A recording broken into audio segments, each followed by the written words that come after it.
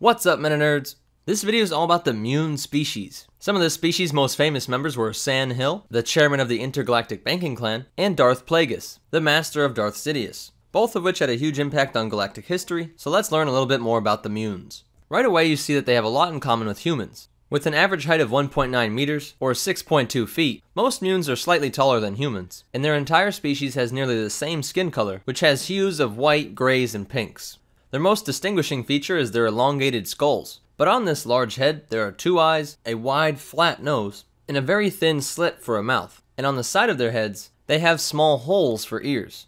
Muns have a 5-fingered hand, but the index and middle finger are about twice as long as the other digits, and they have very thin arms and legs, making them appear very tall and thin. And perhaps one of their most unique biological features is the fact that they have 3 hearts. One heart pumped blood automatically, but they also had 2 other hearts that they could consciously control. This made the Muns especially good at adapting to new environments, and most likely developed as a survival mechanism, since all Muns originally come from the ice planet known as Scipio. But what made the Muns stand out the most was not any physical trait, but instead their incredible intelligence. It's said that Muun children can figure out complex mathematics that would stump the adults of many other species.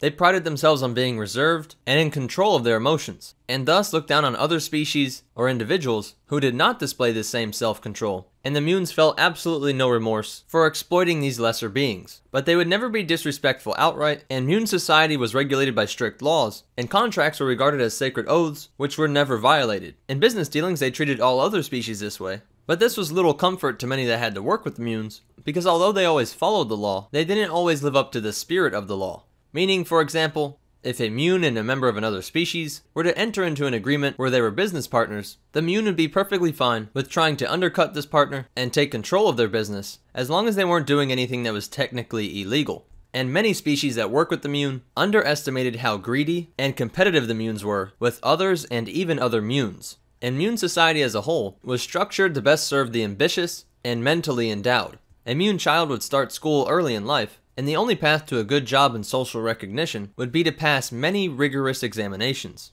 Once they could prove their mental ability and work ethic, they could enter some of the higher class professions like diplomats, financiers, engineers, or lawyers, and those who could not make it in these professions were deemed as lower class Muns who worked in the various other jobs needed in society. We don't know too much about the early history of the Muun species, and the first notable event recorded is the foundation of the InterGalactic Banking Clan, which supposedly was actually intergalactic, meaning that the IBC did business with entities from beyond the galaxy. This is extremely remarkable when you consider that many other species never even traveled outside of the galaxy, and even the mighty Empire had to spend a lot of resources just trying to figure out what was out there. Muns originate from the ice planet Scipio, but early on in their history, they started to colonize a new planet and named it Munilist. This planet was extremely rich in mineral resources, which the ambitious and intelligent Muns quickly used to trade with other businesses across the galaxy and help solidify the IBC as a staple in the galactic economy. As the IBC grew, they were backing all kinds of investments. And one of the funnier anecdotes from this banking history is when they gave out a loan to human colonists, who, once their colony got big enough and they ended up controlling that planet, they broke away from the Republic because it involved too many alien species.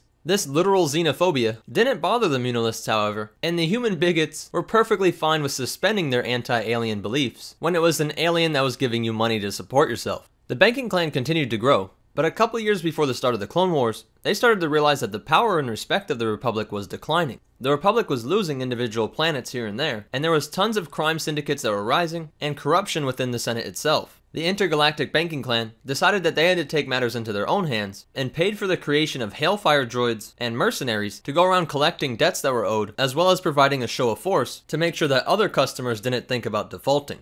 It was during all this tension that the chairman of the InterGalactic Banking Clan, a Muun by the name of Hill, was approached by the leader of the separatists, Count Dooku. The Muun leadership agreed to help finance the Confederacy of Independent Systems. Many believed that the CIS could indeed conquer the Republic, and despite this support for the Confederacy, they were at the same time backing the Republic, being perfectly fine with allowing both sides to take more and more money at increasingly higher interest rates, so that no matter which side won, the Muns were taking in an enormous profit. The only problem with this plan was when the Confederacy forced itself on the planet of Munilist and started to build droid factories and munition depots, both of which deeply angered the Muns, as they feared the war front would come to their doorstep And that's exactly what happened in 22 BBY during the Battle of Munilist. The Republic was worried about invading a planet that provided the entire galaxy with galactic stability, but they deemed these droid factories and munition depots to be too important to leave alone. And the Republic was successful, winning the day and capturing many Muons that openly supported the Confederacy. This was the only time that open warfare actually made it to Munilist,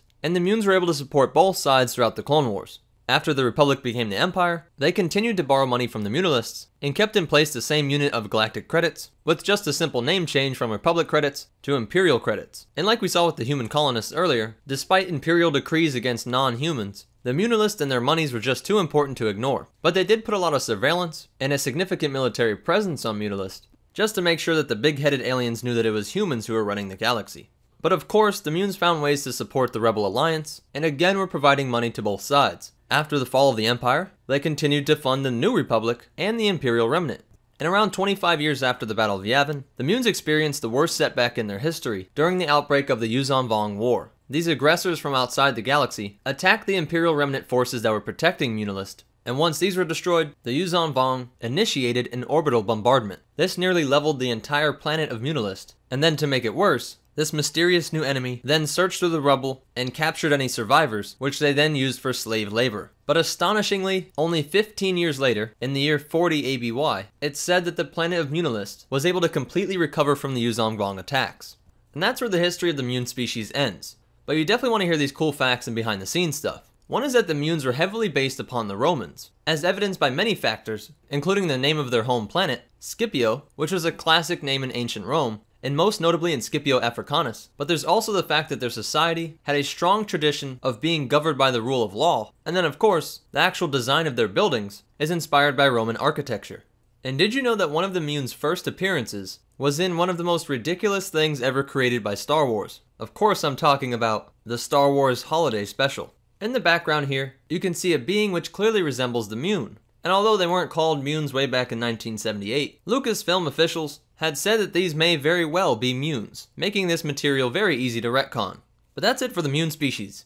If you liked it, go ahead and hit that like button, and be sure to leave a comment down below if I missed any cool facts, or if you have a suggestion for future videos. Be sure to follow us on Instagram at MetaNerdsLore, so you can see us build Star Wars props and cosplays, along with some other cool Star Wars stuff. If you want to help support this channel, check out the description below for our Amazon store and our Patreon. And be sure to subscribe, because we're making videos like this every single day. But more important than all that, remember, never default on a loan to a Muon, and the Force will be with you, always.